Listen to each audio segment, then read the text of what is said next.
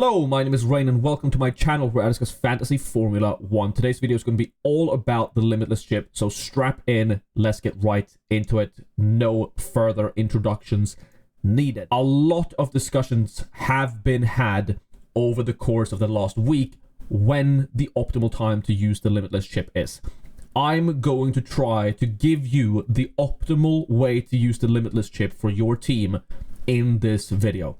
Now, initially I was planning on making a 15 to 20 minute segment going over all the numbers, but Formula Fantasy Hub made a fantastic video. I think he posted it yesterday or 2 days ago by the time this video goes live, explaining the numbers behind the Limitless chip.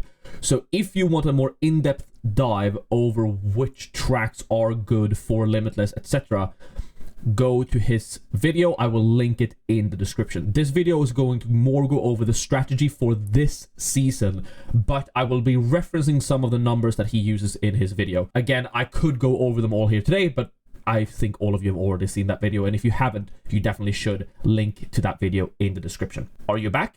Good. Okay. I hope you enjoyed that video. Now let's actually see what we can do with that information. So, quick recap if you didn't skip over to Formula Fantasy Hub's video. The criteria for a good Limitless chip: 1, early in the season. Why? Because the main thing actually about Limitless is being better than the people who don't use Limitless. That delta between the Limitless user and the non-Limitless user, that's what's important, okay? Early in the season, the non-Limitless users have a lower budget, meaning worse teams, meaning you earn more points towards them when comparing the Limitless chip. That's easy enough to understand. We want to use it early in the season. Then we want a good budget building team in the back. When you use the Limitless, you still gain the budget increases, the budget changes for your team the previous week, because after you use your Limitless, your team reverts back to what it was the prior week. So if you're planning on using the Limitless in, say, Miami, you need to have a good team after Saudi Arabia, because that's the team you're going to get the price changes from. And using the Limitless in this way means that you could have some worse assets, but assets that look good and look likely to increase in price, gain a lot of points for the Limitless, good delta towards the non-Limitless users, and then still gain a lot of budget in the back. So I think it's, especially this season when budget seems to be so swingy, it's important that you have a good team for budget building in the back. And then you need obviously a strong week to use the Limitless. And for here, there are 2 options. Either a good sprint qualifying in a sprint weekend, such as China last year, or a low overtake non-sprint weekend. And all the numbers, again, are on a Formula Fantasy Hub's video. But all you need to know is that because of how points are calculated in sprint weekends, meaning that someone who goes from P20 to P17 in a sprint race gets equal or more points sometimes than whoever finishes second or third, the cheaper assets are often equally good to the good assets, whereas in a normal weekend, they're definitely not. Just for the sprint race. So it makes a slight difference. I know it's not massive, but it is a difference. And that's what we're talking about, using it in a non-sprint weekend rather than an actual sprint weekend. And if you want to see the actual tracks where that are good and like a good look at the different points delta, that's all in the Formula Fantasy Hub's video. But I'm going to continue this video out of the premise that we either want to go for a good sprint quality in a Limitless or a low overtake non-sprint weekend. So, as I said, there are 2 options. And option 1 is to fish for a good sprint weekend. What do I mean by this? Well, you prepare to Limitless in every sprint weekend. Basically just, okay, do I have a good team from the prior weekend? You try and get as good of a team, for example, now in Saudi Arabia. So when you go to Miami, you have the option of using the Limitless if the sprint qualifying works out in your favor. So you check the sprint qualifying and adapt. If you don't have a good team budget building wise from the prior weekend, you can just ignore this sprint weekend and try again at the next one. So you check the sprint qualifying, because again, the deadlines for sprint weekends is after the sprint qualifying, because there's no points earned in the sprint qualifying.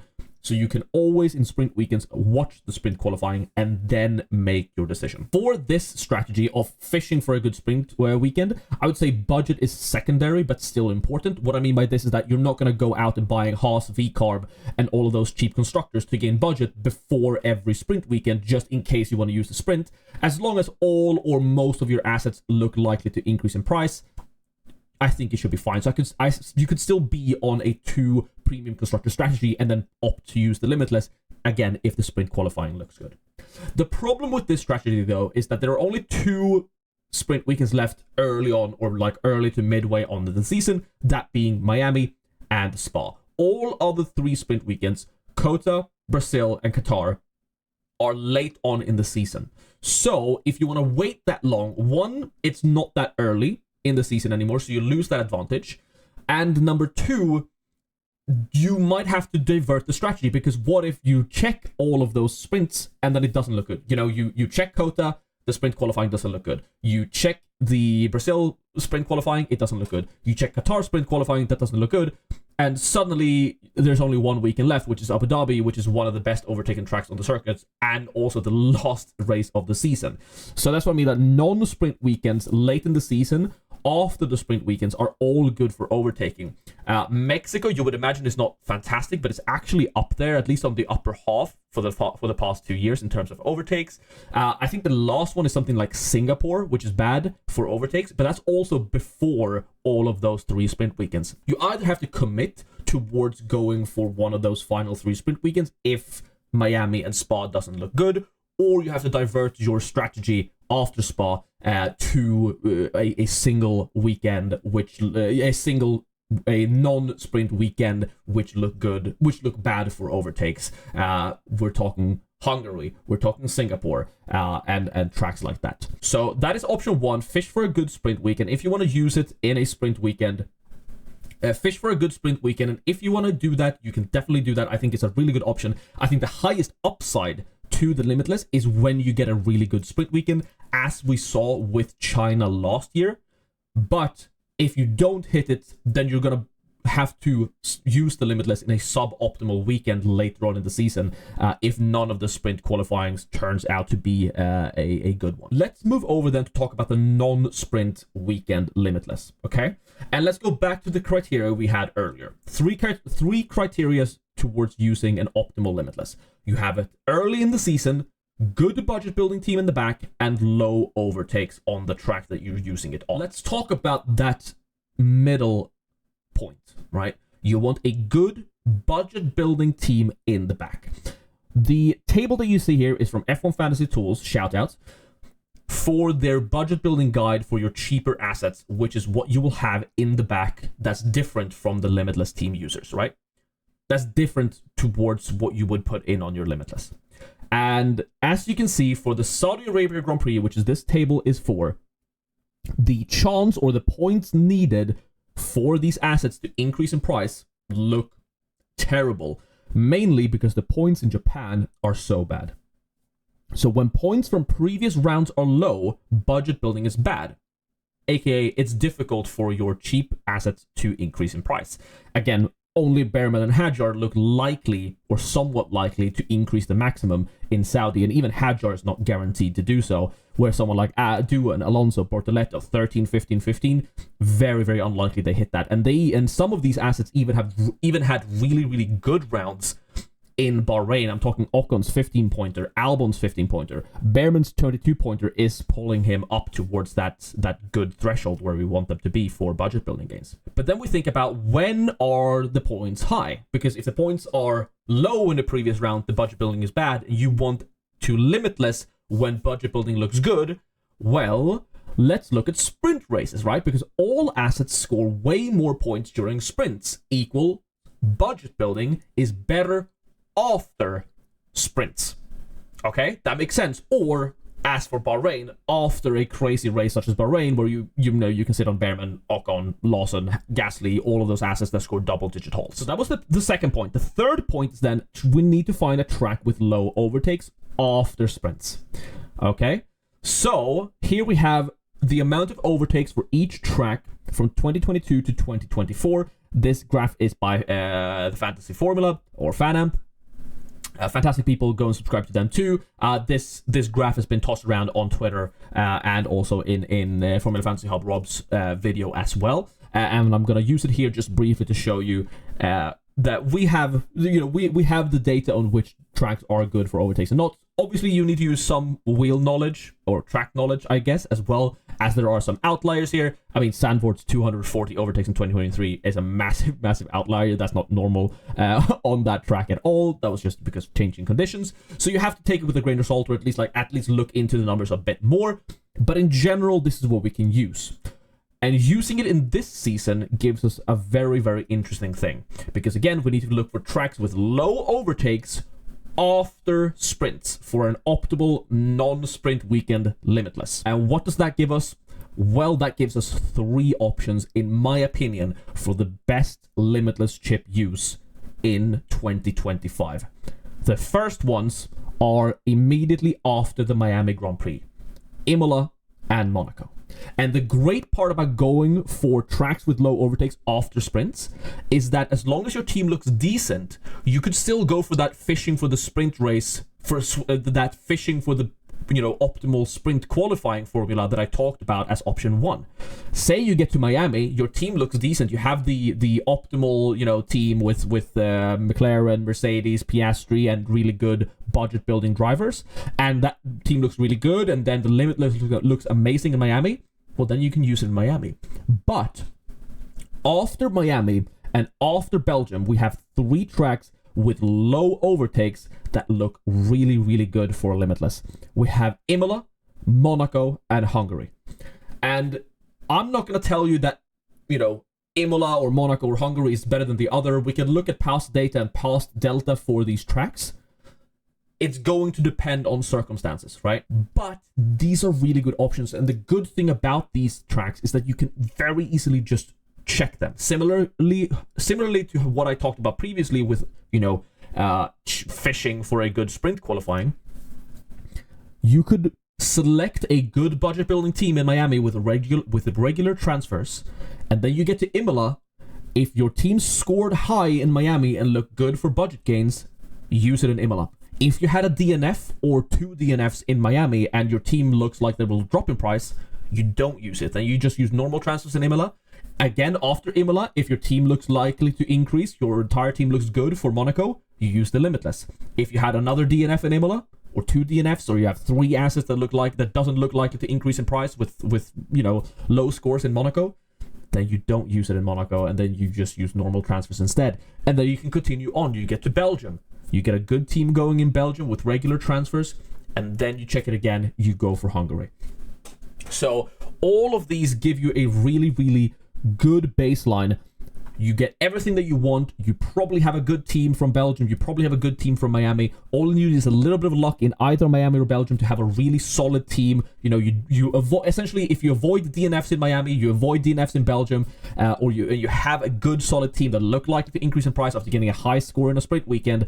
Boom, you have both Imola and Hungary ready and available to go. And again, if it doesn't work in Miami for you because you've got DNF'd, maybe it works then in Belgium, maybe it works in Monaco.